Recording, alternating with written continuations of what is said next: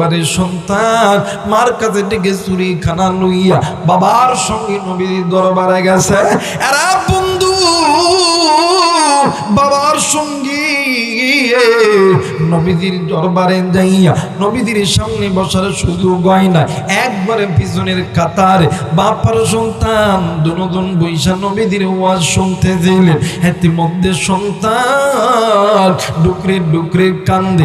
এরপরে বাবা ডাক দিয়ে কই, বাবা গো তোমার কি ক্ষুধা লাগছে গো বাবা? তুমি এমন করে কেন কান্নাকাটি করতেছো গো বাবা? এইবারে তুমি যদি ক্ষুধা লেগে থাকে তাইলে তোমারে আমরা বাড়িতে লইয়া দাও। এরা মুসলমান ছোট্ট বাচ্চা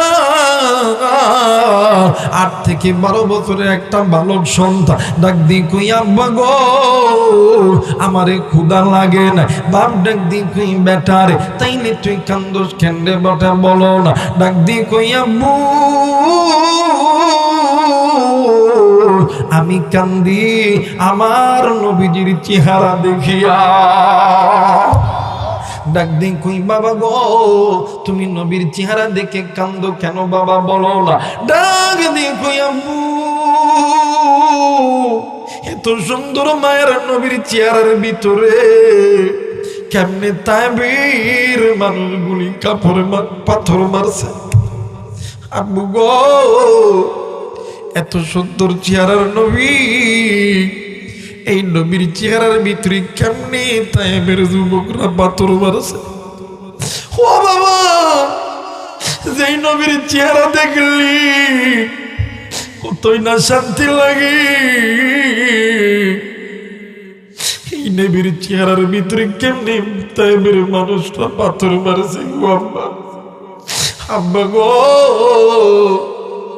যেই নবীর চেহারা দেখলে আমার আল্লাহ জাহান্নাম থেকে জান্নাত দিবে, যেই নবীর উপর ঈমান আনলি আমার আল্লাহ বান্দা বান্দিকে মাফ করিয়া দিবে, যেই নবীকে মোহাম্মদ করলে ভালোবাসলে আবার আল্লাহর নবী হাসরের ময়দানে সুপারিশের জামিনদার হইয়া যাবে। এই নবীর কেমনে তাইবের যুবকগুলি পাথর মারছে বাগো, আমি নবীর সামনে যাব, আমি নবীর চেহারা দেখব।